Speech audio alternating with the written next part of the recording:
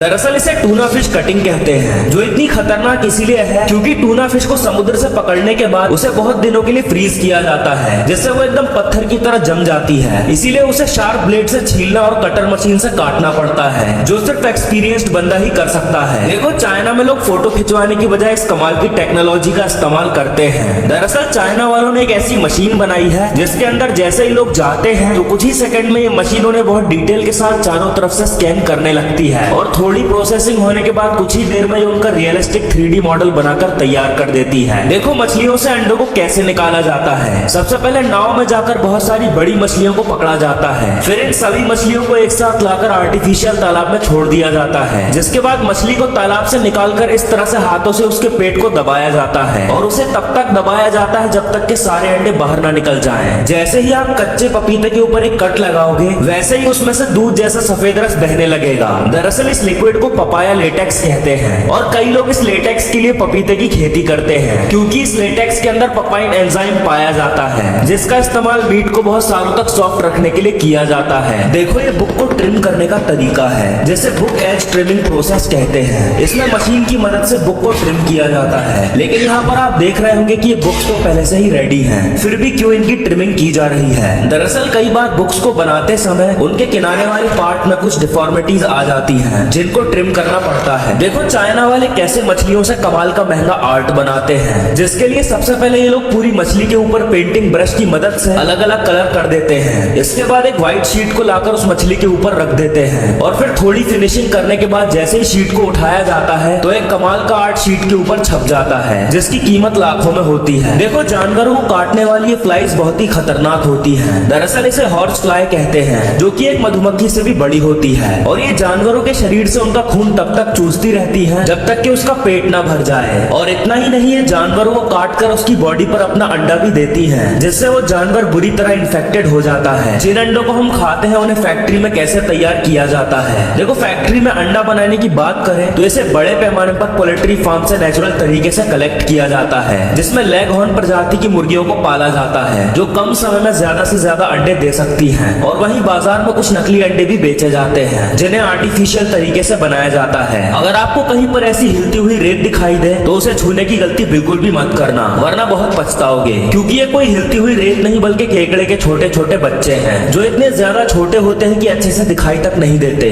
और देखने में बिल्कुल रेत की तरह दिखते हैं। दरअसल चाइना में इनकी खेती की जाती है क्योंकि वहाँ पर इन्हें शौक से खाया जाता है। देखो ये है लकड़ी के हैंडल को हैमर हेड के साथ जोड़ने का प्रोसेस। दरअसल लकड़ी के हैंडल का शेप कुछ ऐसा होता है जो ऊपर से मोटा और नीचे से पतला होता है, इसीलिए कंप्रेस करने से ये मजबूती से हैमर हेड के साथ फिक्स हो जाता है। लेकिन कंप्रेस करते समय हैंडल टूट भी सकता है, इसीलिए इसमें चिकनाई लाने के लिए इसके ऊपर ऑयलिंग की जाती है। देखो कभी भी घोड़े की ऐसी हालत ना हो, इसीलिए ये आदमी अपने पालतू घोड़े के पैर से लोहे की नाल को निकालकर उसके नाखून में लगे कचरे को साफ करने लगता है और फिर नाखून की अच्छे से घिसाई करने के बाद एक ब्लेड की मदद से उसके खुर को काटने लगता है, जिससे उसके नाखून साफ हो जाते हैं। और ऐसे ही समय समय पर घोड़े के नाखून को काटना होता है, नहीं तो उससे बहुत दर्द का सामना करना पड़ता है।